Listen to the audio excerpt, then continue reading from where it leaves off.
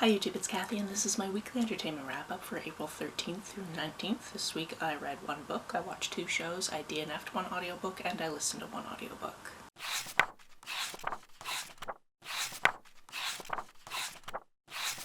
First we have Of Books and Paper Dragons. I really wanted to read this, but there was something about the writing of it that just didn't personally work for me, and that's okay.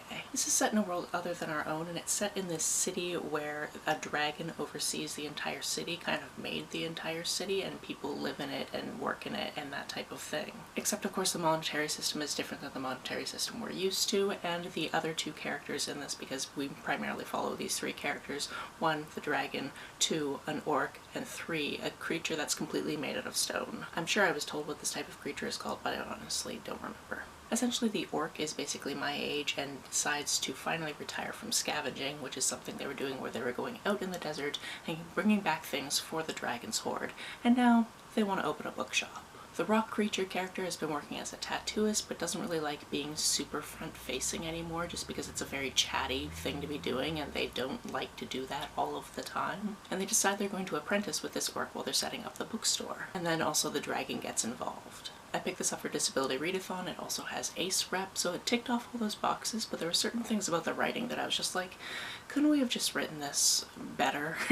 That sounds harsh. For example, one of them early on was eating breakfast, and instead of just saying they were using a spoon to shovel their rocks into their mouth, because apparently they also eat gems and that type of thing, they had to go out of their way to try to describe what the utensil was. And I was like, everything else in this world is basically the same. We're still talking about books, we're still talking about hourglasses, we're still talking about scales. Like, you can just say spoon, that's fine. Additionally, anytime the dragon was kind of talking about the other two characters, they kept calling them humans, and I'm like, but they're not, so why are you doing that? However, if you're the type of person that likes to go into a book and you just really want the vibes to be great, I think this is a book that's more suited to you than it is to me personally, and that's okay. On to what I watched this week. I started in the 9th season of Vera, and I'm currently in the 11th season of Vera, which has more than 4 episodes, which I was very shocked by. This continues to be amusing. There continues to be these small little moments that are really, really funny, such as a few episodes ago they were all sitting around in the room kind of looking at the board and trying to figure something out, and they're all eating these pieces of cake, and all of a sudden Vera's like, wait, where did this cake come from? And they're like, oh yeah, Kenny made it. And she's like, no.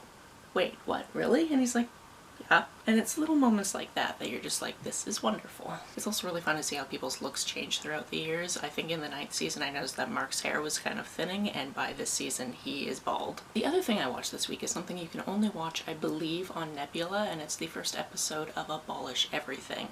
This is kind of an improv show in which these different people come up to the stage and they have something that they want to abolish from society. Once they give their pitch about this, a panel of 4 improvers will try to tell them why that's not a good idea to abolish that, and then at the end of the show the audience gets to choose which of the 4 things are going to be abolished. From my understanding, at the end of this, all of those people are going to be in the kind of the final round of it. This was fun for me, not only because I didn't know 3 out of 4 of the contestants who were actually trying to win this round, but because I did know of one of the contestants, because I know him from Jet Lag, and he played a different character, if you will, on this, which was just really fun for me. It's a very interesting premise, and I'm excited to see what other people want to abolish from society. As for the audiobook, I DNF'd. I didn't DNF it because it wasn't good, I DNF'd it because I was just not in the right headspace for it, and that's Values by Carney.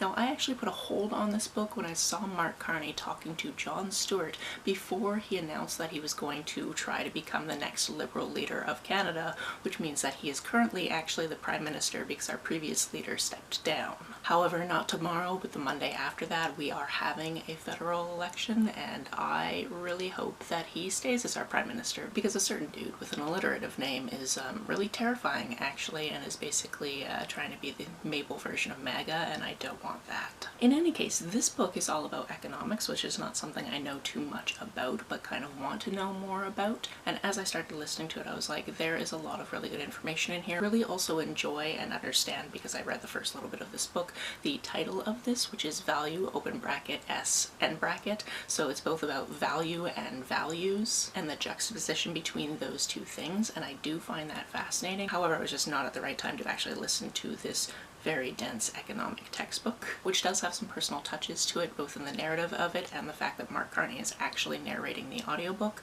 but a lot of people had holds on this, and I just did not have the bandwidth to learn about economics at this point, so I passed it on to the next person in the queue. The audiobook I did listen to, however, this week is The Last Cuentista. This one is such an interesting book. This one takes place, at the beginning of it at least, around 2066, I think it is. And due to certain cosmic circumstances, there is a meteor or an asteroid, I can't remember which, that is basically coming right towards Earth. So there are certain people on Earth that are leaving, and we follow a 12-year-old girl whose parents are both scientists, and they've been chosen to go on this generation ship, and as part of that they get to bring their children, which is her and her younger brother.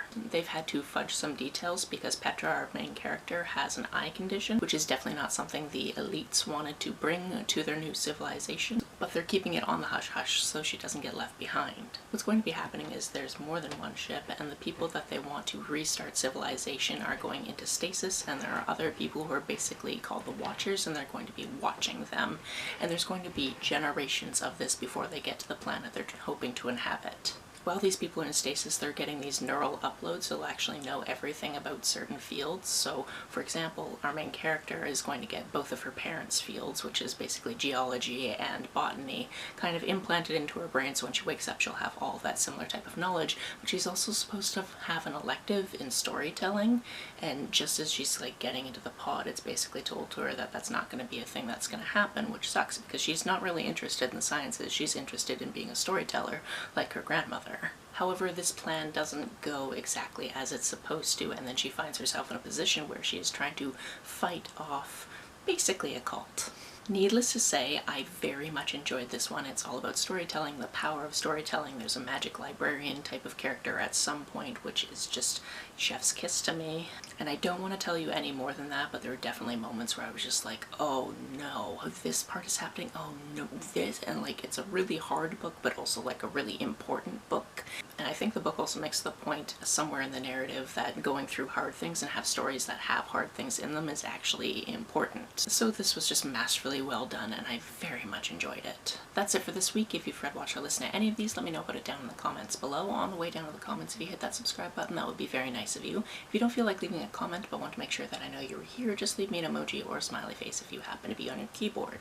Some people have asked if there's a way to financially support this channel, so I set up a Ko-fi account, which is a digital tipping service. The link for that, as always, is down below.